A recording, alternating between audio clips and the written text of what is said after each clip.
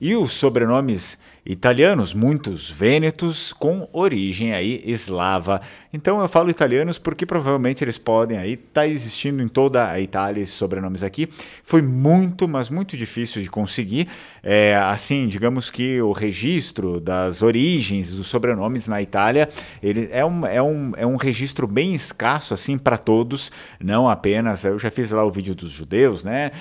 Mas também os eslavos é até um pouco mais escasso ainda, então eu não consegui pegar uma lista tão vasta, mas eu trouxe sim algo bem interessante aí para vocês. Antes disso, curte o vídeo, se inscreve no canal, não esquece de compartilhar o conteúdo e, claro, se você realmente gosta aí do canal, existe um botãozinho aqui embaixo que está escrito valeu demais aqui no YouTube, você pode também dar a sua contribuição, apoiar o canal. Por falar nisso, eu agradeço, venho aqui para agradecer o nosso inscrito aqui, o Gerson Levi Lazaris. Agora me perdoa, eu não sei se é Levi ou Levi, né? Mas eu acredito que é Levi, tá? Então, Gerson Levi Lazaris também deixou aí a sua contribuição, apertando aqui no botão, valeu demais. Eu agradeço a todos vocês que, de uma forma ou outra, financiam, né, o Linguamare, para que eu sempre possa vir aqui, enfim, fazer as aulas de língua vêneta e vir aqui conversar um pouco com vocês, trazer um pouco daquilo que eu sei e daquilo também que eu pesquiso a respeito dos vênetos e, óbvio,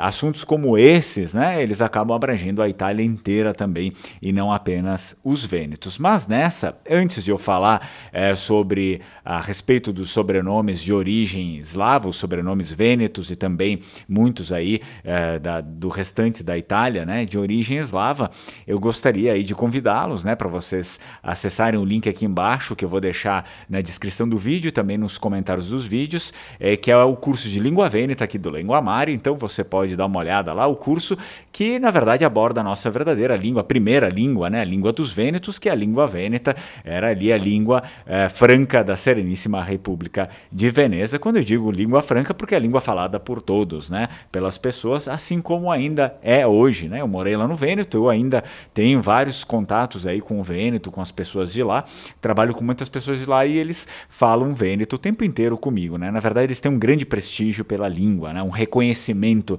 pela língua. Vocês sabem que cada cultura tem ali um pedaço, alguma coisa daquela cultura que te identifica como sendo povo, né? A gente falou sobre os judeus, né? Geralmente a comunidade judaica, ela considera, né, a pessoa ali, o judeu, por conta da religião, muito por conta da religião, óbvio, existem outros fatores, não vamos generalizar, e os vênetos em si consideram muito por conta da língua vêneta, né? E assim como outras culturas têm aí os seus, digamos, as suas particularidades, suas peculiaridades.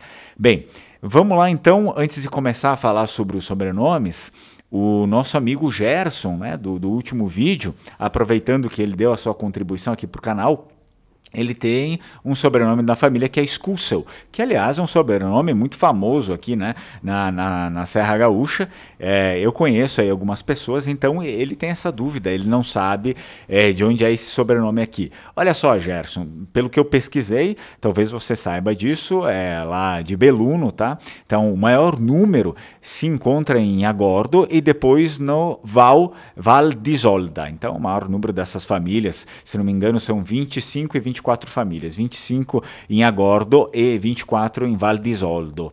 Então essas aqui são as famílias que se encontram ali, que tem esse sobrenome Escúcel, origem provavelmente Cimbra, tá? Até mesmo eu conversei com algumas pessoas de lá, alguns amigos de lá, que tem Escúcel ali na família e eles têm características bem cimbras, na verdade, até as pessoas daqui, os Escúcel, que eu conheço daqui, eles também têm essa característica, né? Germânica, loiros e tal, olho claro.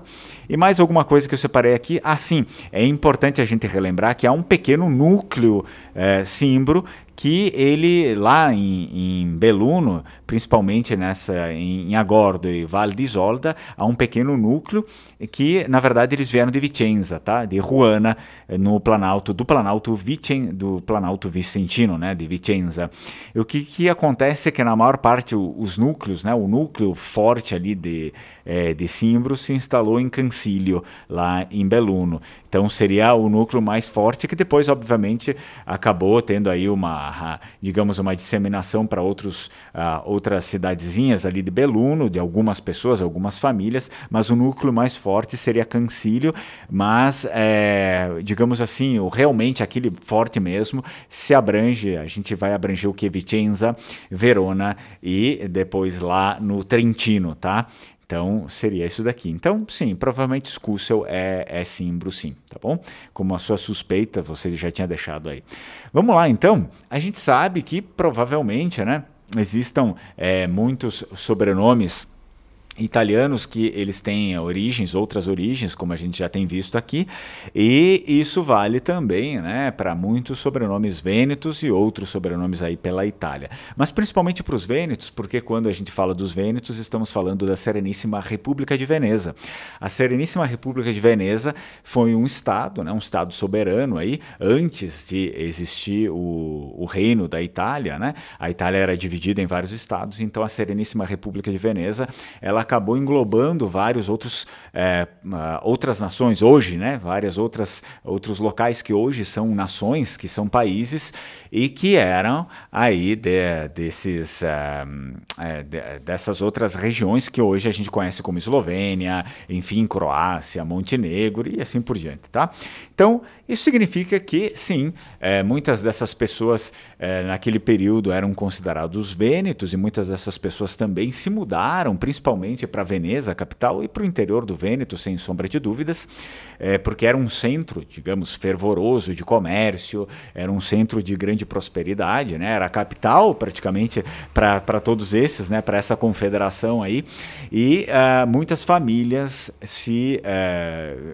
muitas famílias eslavas, né? De origem eslava ali, começaram também a ter seus sobrenomes latinizados ou italianizados ou venetizados, como vocês queiram, tá? Eu consegui uma lista de sobrenomes bem reduzida, tá? Eu vou falar para vocês, mas o que acontece é que os sobrenomes originais eu consegui apenas de alguns.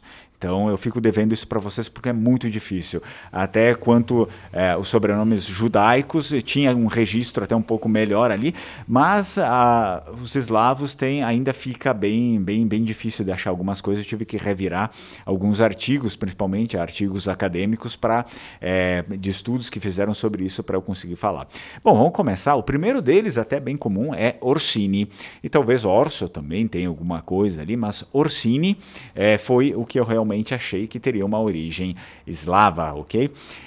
Vamos lá, Fiorentin, que na verdade o original, isso aqui eu achei original também, que seria Firentinac,